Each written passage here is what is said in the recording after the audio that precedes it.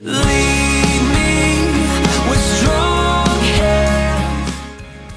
Hey, it's Melissa and Matt, and we are with lead singer and one of the co-founders of Sanctus Real, Matt Hammitt. Hey, Matt. Hey, it's good to be here. Thanks for having me. Well, thanks for coming in. And I have to tell you first off, we love your music, but you're here today kind of in a different realm, talking about being a father and the book that you wrote for Bowen. Yeah, I've got this new book that I wrote with my buddy Jason Ingram, I Couldn't Love You More, and we're really excited about it. It started as a song that Jason and I had written as a lullaby, and I knew almost immediately, I envisioned that it could be a kid's picture book, and That's cool. Yeah, and so I was really blessed by one of the folks at Tyndale House Publishers that I knew, and she connected me with her kids department, and immediately there was an excitement around it, and I just think I just think that they pulled this book together unbelievable. I couldn't have been happier with the way it turned out. The artist just did some beautiful illustrations. It is a great book. It. I have a 7-year-old daughter. And so I brought her home a copy of the book. And I thought, what a great way for, number one, she loves books and she loves to read. And she can read this book. But also a great way for her to learn about Jesus's love. That's right. And how how much mommy loves you. Well, there's somebody who loves you even more. Yeah. And that is a hard thing for kids to grasp, I think. Yeah, it really is. And I think you're right. Like, it is special to be able to have, to be able to put it that way to a kid. Yeah, because you want to tell them about God's love and how big it really is.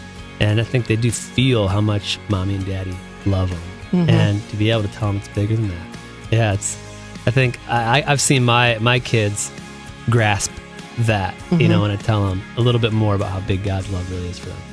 Well, let's talk a little bit about what started you down this journey, and that is your son, Bowen. And every time I read about his story, I think of you and Sarah going in for the ultrasound, and you're going in just to find out, is it a boy or is it a girl? Yeah. And what did you find out instead? Yeah, well, we found out that Bowen was a boy, and then only really minutes later, found out that he had a severe heart defect, and our doctor didn't really think that he was going to survive. And so that was, you just don't really expect to hear that. We had taken our 4-year-old daughter at the time with us because she was so excited to be a part of that. So to be there with her and to get that news, just really hard for her too. And because she didn't really understand it, all she knew, she heard the doctor say that her little brother might not live. And mommy's crying, and I'm trying to hold it together. Right. But over the coming weeks, we got the diagnosis of hypoplastic left heart, which just meant that he literally didn't have half of his heart. And we had no idea that existed, and we really had no idea that they could actually fix that. And turns out, over the past 20 years or so, they just developed a way to help kids like this. And so it's crazy, So like on one hand, like we were devastated. But on the other hand, it's like, wow, how amazing is it that there's hope here, for us, even medically, and we just began to start praying for a miracle. And but on September 9th, 2010, he was born with half a heart, and those, we just, it was a crazy journey all throughout from April to September, just waiting, you're like, is he going to live? Is he not going to live? We're going to have him for a few days, or we're going to have him for weeks or months. You just don't know. What an awful thing for a parent to have that be your reality. Yeah, it was just it's like, life is fragile. You could, lose anybody in a given moment. But it's so real to you. And you have a child who the doctor's telling you, like, we don't know, can't guarantee anything for you. And so from April to September, we asked a lot of questions. We thought about the ways that we could show him love. One of the ways that I felt as a father I could show him love was by writing and documenting, my feelings and my struggles and my thoughts for him to know that we really labored over this and really wanted to pray for God's plan and purpose in his life, and wanted to see good things come out of it. And so we're blessed that good things are coming out of it. So I know after he was born, and everything I read it still wasn't an easy journey, as you were just talking about. He had, cardiac arrest. Yeah. He had a stroke. Yep. Now, fast forward to today. How's he doing now? Man, he's doing so good. He's like running around causing all kinds of trouble. And it's great. Like, best trouble we could ever have in our house. tearing things apart. I couldn't be happier, He's just being a little boy. And so I'm so honestly just excited to have the opportunity each day. We never, I feel like we just don't take it for granted, and that he's doing so well. And he is. He's doing great. He just seems healthy as ever. Now, what's going on with him health-wise now? Yeah, he had to have a little bit of a surgery, a couple weeks ago, but it's just really minor. He had one of his wires, actually, that they used to close his sternum, was poking out and actually causing him a lot of pain. And so we didn't know about it, so I took an x-ray. So we fixed that. So he's actually doing even better now because he's not in discomfort anymore. He feels better. But, we got another surgery coming up next year. So another open heart surgery. We have a heart cath in July. So even though he's doing really well for his condition, still have some some kind of scary things coming. Yeah. It's some things that we know may or may not turn out well. Yeah. I've talked to so many other parents. I've worked in with cancer units and the parents that find themselves just living at the children's hospital, and that becomes their second family because only those people truly understand what they're going through. Yeah. And it sounds like you're now a part of this group that you probably didn't even know about. Yeah. We had no idea what congenital heart defects were, or congenital heart disease. It's like, wow, there's this whole group of parents, 1 out of every 100 kids born. I didn't even know it was that high. Has congenital heart disease of some sort. And, a lot of them are minor, but there's, there's also about a couple thousand a year who have the severe defect like we have. There's a lot of families out there who are dealing with this stuff.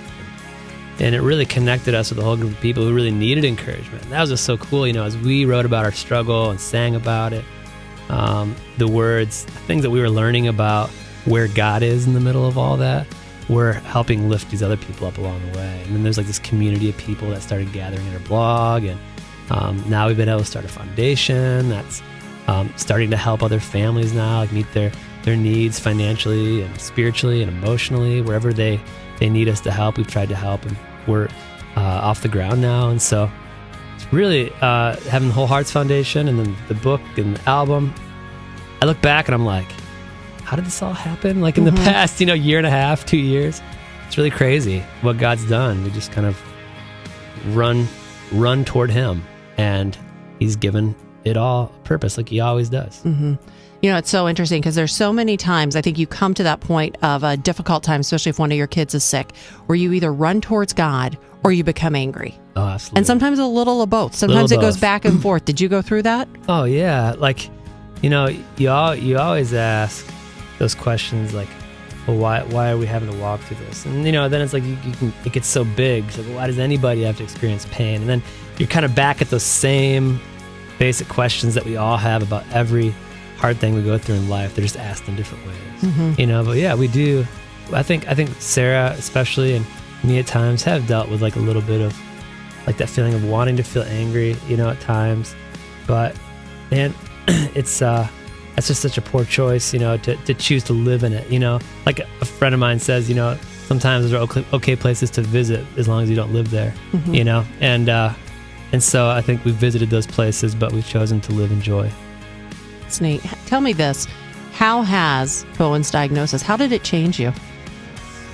Man, it has helped me not sweat the little things so much. I'm kind of person like, I'm a little OCD about certain things.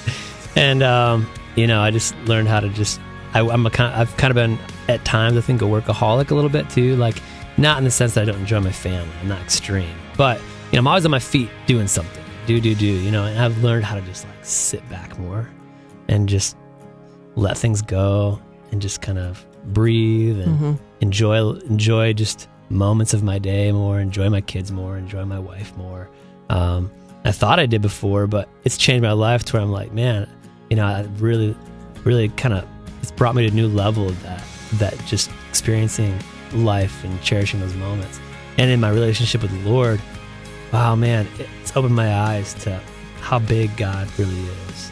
It's like we really do all, I think we have our ideas of God, and we all kind of, in ways, put him in a box, but when you have to deal with like, well, God could have kept my kid from being sick. He let it happen.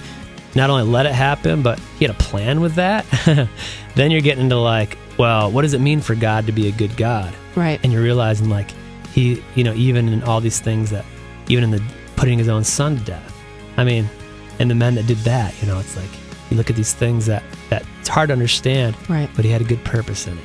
And it really stretched my theology and really helped me come to actually believe and trust even more in God's sovereign plans for my life and life of, in all of history, and how that weaves together to form this beautiful, picture of redemption over the course of time. He's making something beautiful out of all of it. And it's really, I can see that more than ever.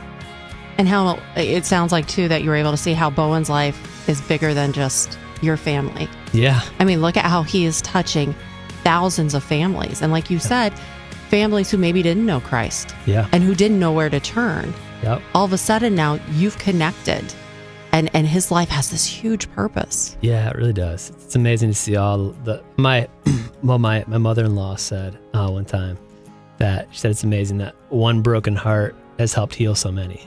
Oh, that was kind of a neat way to say it. It's like, yeah, through his story and through the platform that God's given us to minister to these families because we walked through this. Mm-hmm. Yeah, we reached so many people. I mean, just even being like a world news, and share our story there. And Associated Press did this story, and papers and magazines and USA Today and all kinds of people all across the country picked it up. And, people are hearing us talk about the purpose in our pain and, Mm-hmm. And pointing to Jesus. And a lot of these families who are in the same situation as us who've been hurting are coming to know Christ through our story and our blog and our music. And it's been really amazing. It really is. And it sounds like, just listening to you talk, that you are really present in life right now. Yeah. Sometimes I think in life, especially if we're, workaholics, like I relate to you on just working a lot, that you feel like you're present, but you're really not. Yeah. And then all of a sudden something like this centers you. Yeah. And man, you start noticing things. Yeah. It is easy to always be thinking about the next thing you're going to do. Mm-hmm. And instead of thinking about what's happening now, I heard somebody make a joke about, a comedian make a joke about how we all, take so many pictures, instead of just enjoying the moment, let's take a picture of it, Mm-hmm. It's like, it's so true. It's kind of like live, we're always thinking of something to do instead of just sitting down and just taking it in and enjoying that moment that God gave us. I feel like it is so easy for us to be, what was it? I think it was Screw Tape Letters that I started reading recently. I read part of it before. C.S. Lewis, Mm-hmm. He talks about that, the enemy wants to either get us to dwell in the past or to dwell in the future so that we miss now. Yep. And it is man, I don't want to miss now, So right now I feel like more than ever God's teaching me that. That's cool. Do you allow yourself, do you and Sarah talk about your hopes and dreams for Bowen, or do you just kind of take it, you know what I mean? Because that's got to be kind of a tricky place where that there's a lot of surgeries ahead for him. Yeah. So how do you handle that?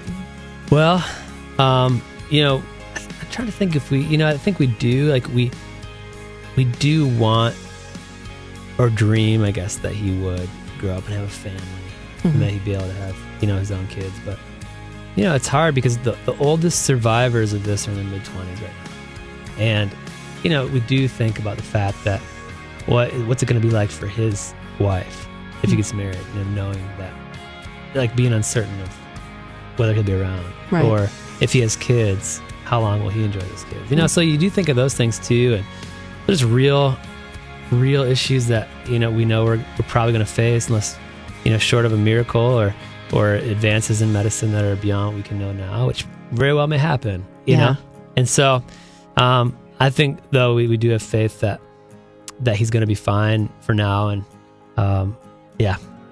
for now. Right. So we'll I guess we just mostly think about now. Yeah, one day at a time. Yeah. How are your daughters handling it? They do pretty well. He went in for his last little minor surgery, a couple weeks ago, like I'd said. They were sad, they don't talk about it a lot, but you can sense it in them. They get kind of weepy or find things to cry about they wouldn't usually cry about. So we try to be extra sensitive with them. But overall, we try to help them, just, I think, keep a positive attitude about it by trying to do that ourselves, and right. letting them cry when they need to cry, but we'll pick ourselves back up and, just enjoy just laughing together more. And so that they're doing really good. They're great big sisters, man. That's cool. They're so good with him. They just love him so much. But now he's starting to get their nerves a little bit though, because now he's in like the twos, right? Yeah, where he's like walking up to him. He'll turn 2 soon, and so he'll walk up and grab their baby doll and rip it out of their hands, and they'll get really mad. But how awesome, because that's so normal. It is, yeah. That's normal, healthy, almost 2-year-old stuff. Yeah, totally is. How perfect. So many families, and just a couple more questions for you. So many families, when a child gets sick, the marriage goes through tremendous stress. How did you guys pull together and not pull apart? Yeah, that's good question. I mean, there's the divorce rate amongst people who have either who lose children or have sick children is so it is, you're right. And we've seen so many marriages strain. So I think walking into it knowing we knew that really, I think, forced us to prioritize our marriage. We had just been through, Lead Me. It's like I'd written that song not too long before we found out about Bowen, where God had really been doing a work in our marriage to strengthen us and help me know the right ways to better invest in her, spiritually and emotionally as a leader. So we had kind of already really been focused really strongly on our marriage in that season, and I think that was something that really helped us, is that we had just really done some hard work. Yeah. Walking into it. It didn't feel like something kind of took us by storm or surprise, that could tear us apart. I think we actually drew a lot closer. And all I can say is that just has to be God with us, I don't know why it's not that way for some other people, but it really did draw us like way closer together. But still, there's a lot of stress. There were moments when we could see, like, no wonder this tears people apart, because the stress of that, of trying to like cope with, dealing with illness day after day after day for months on end. It can be a lot. You're losing sleep and you're just not yourself. So you can get depressed at times. Right. Angry, depressed, all those things. Yeah. And then to share it with somebody else. Yeah. Yeah, it is. So it's hard at times, but man, and I've even struggled, and I'll be honest with this, like more so struggled with some of the emotions of it in the past few months, because I feel like I was like running so hard through it all. It was like we're in the hospital, and then it was like I was doing band stuff, and then I wrote a record, we started a foundation, did a book, and then it was like once all that went away, it was like I think I was left to like deal with some of the things I hadn't dealt with before, in terms of really doing some of that, like grieving over some of the things we felt, and even some of the things we saw that didn't have to do with our family, but people we were connected with in the hospital, families that had lost kids. And you see, when you're in a hospital that long, you see some crazy stuff. And so I think I actually just recently kind of went through a time where I had to kind of let myself just grieve some of that and accept the fact that I had to sort through those emotions. I totally understand. My daughter was diagnosed with autism. Oh, really? Yeah. And so, and the doctors kept missing it because she was high functioning. And we went through that because I went in fix-it mode. I went in researching, and then, being on the air, reaching out once I got her under control, reaching out and bringing awareness and doing all that. And then there came that downtime where the grief, I had to deal with the grief of that I don't get to have a perfectly healthy child. And then the anger, and then going through all that. But I totally get it, because it smacks you. Like, I thought I was handling things so well. And then I was just blindsided by, I guess I didn't deal with everything I thought I did. Yeah, it hits you. And when you're down at the bottom in those moments, it's like you got to remember. Like for me, it's like I just had to remember all the things that I had even said to others. When I was walking, absolutely. When I felt stronger, I'm like reminding myself, okay, trust, hold on. I had a buddy who always told me, in those moments, you cling to the promises. That's all you have. And so what I did, and we're doing great now. I'm feeling really energized now. Good. A little time off, and so that was good. Yep. You're out there now with your book. Yeah. Things feel great, Good. Now, so.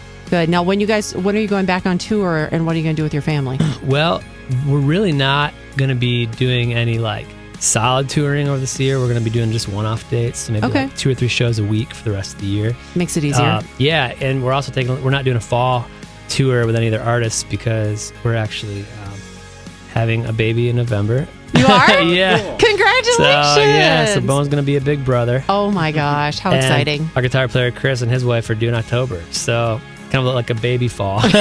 Well, that's good. Babies have taken over the touring for now, but we'll still be out doing shows, you know. We just won't be able to be out for, you know, an extended amount of time.